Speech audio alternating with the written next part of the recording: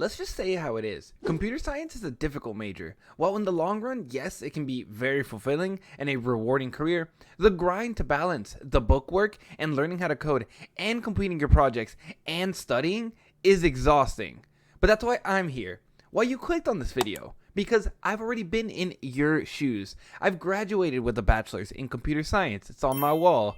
So I want to share my story and experiences, and most importantly, my 5 hacks to make sure you get the most out of college and you succeed and get that degree. So let's get into it. Let's begin with something everyone could take part in, but they sort of just take for granted that they exist, and that's to take advantage of workshops or seminars offered on campus by your university. This will take at least some effort on your part to be plugged into the CS department of the university or college that you go to and check what activities or events they have going on, whether that's just checking your emails or checking like their main website. The seminars or workshops will introduce you to a lot of different aspects / modern technologies in computer science that your regular classes will just never teach you about. It could be a free seminar about machine learning, or it could be about recent advances in cybersecurity, or maybe you won't be taught a specific skill, but you will learn more about a specialized aspect of computer science, and it could pique your interest in that sector and guide what skills you would then like to learn going forward. Or it could be a very cheap course or workshop that maybe is a few days long, a weekend long, where you learn a skill, build a project, or work in just a very cool new technology and learn more tangible skills. These events are usually taught by a very passionate professor or grad student, and usually it's very cheap for students, maybe 10 to 20 bucks.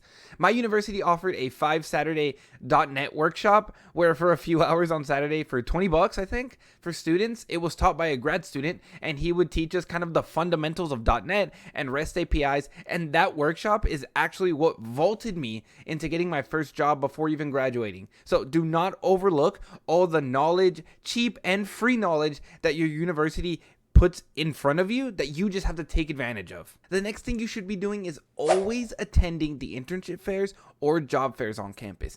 I don't care if you've been on campus for a week and you're still a baby freshman. You pull up to that internship fair with all the confidence of a senior. Regardless of whether you make any progress actually with the companies or the recruiter or whoever may be there, this is an amazing way for you to break out of your shell, become more confident and a bit more outspoken, and get those people skills that are 100,000% even more important to have in the real world than technical skills sometimes. And other than the benefit of personal growth, you can start from an early time building a repertoire with these hiring managers or companies that go year after year after year to your university. They will start to recognize you, especially if you interact with them constantly. And that gives you a massive boost when it comes to down the line landing interviews or internships or the job. So even if you don't have the skills, go down there, talk, grow as an adult while paying attention to what companies are even looking for, and take note of that. And start building those connections, because sometimes all it takes is that one person to open the door for you and you're in. It does not hurt to attend them. I know it's nerve-wracking, but they can only benefit you. The companies that go to these fairs are looking for students like you, so they want to hire and talk to people like you. They want to get to know you, and they want to hire sometimes a ton of students. So just know that they are there for a reason. And I know it can be very scary and you might put it off. I would get super nervous about how I would stack up to everyone else in the lines, and I think it's also natural to have that fear of rejection, but it's something you just have to do, and it's really good for you. And it took me until my junior year to even consider going, and it's because I did not feel ready, and that was a big mistake on my part. And I don't want you guys to make that same mistake and miss out on those opportunities like I did. But through those fairs, I did meet the company that I ended up working for before even graduating, and I had those opportunities for me, but I did miss out on maybe an internship or some other doors that maybe could have opened if I would have gone. So take advantage of that, guys. Third up is to not forget that the professors and teachers' assistants are your friends. You need to remember that the professors are there for you. You guys pay a lot of money to go to college, and remember that money goes straight to the professors. So if you guys have questions, don't be afraid to go to their office hours. Email them. Ask for help. Professors in college aren't like your teachers in high school. They do not care, especially if you do not ask for their help. So make a point to make sure they know who you are, and ask for help if you need it, and take advantage of their time on campus. Along with having a professor, you may have a teacher's assistant or a TA for some classes, and they may have their own office hours, so pay attention to that. And try and as well get to know them, and they even may be more available than your professor. And they usually are the ones that maybe grade a lot of the stuff. So having them on your side is also a very good thing for your grades if you ever get into a tight spot. And lastly, when it comes to professors, they can make or break a class. So please, before any semester, make sure to research the possible professors for the classes you want to take and pick the best ones. There's a lot of rating websites out there. Go check them out. But here you have to be diligent, because since a lot of people will be doing exactly the same, the second you're able to register for the next semester's classes, you have to be on it so you don't miss out on the best professors, because even a boring class can be made amazing with the best professor. And why not get the best education possible when we're paying thousands of dollars a semester, right? Fourth up, I know is something that a lot of you think is cool to do and fun, and people tell you all these stories about doing it before their tests, and that's you should not be pulling all-nighters in college. You need to study hard, but get your sleep. I know some of you may tell me, oh, but Israel, I pull all-nighters and everything's fine. Everything goes great. But my counter to that question is that I'm going to tell you two experiences. One that I lived and learned and experienced and know that works for me, and another that I witnessed personally of this absolutely destroying a guy. For me personally, as I went on in college, I kept getting better and better as what it took to be a good college student, and I learned how much time I needed to put into studying or working on projects to be successful. I was extremely organized, and I would go into the syllabus,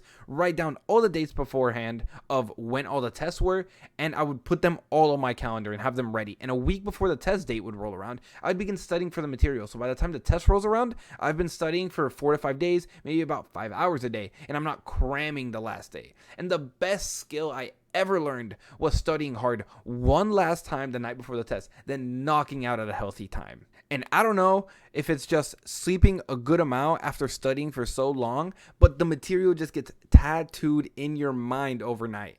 I don't understand the psychology, the science of it, but it works. So stop cramming. It's bad for you, and no one's brain has ever worked better when sleep deprived or after drinking 3 to 5 monsters or Red Bulls. And just another counterpoint to defend, actually getting your sleep. I had a roommate of mine, and he had 2 tests on the same day, but he didn't study at all. He was super chill. He was like, I'm just going to cram the day before. I'm not going to sleep, and I'm just going to chug Red Bulls. Well, we had the same morning exam at 10 in the morning. I got there early. I was sitting down. I was waiting for the test. He got there late.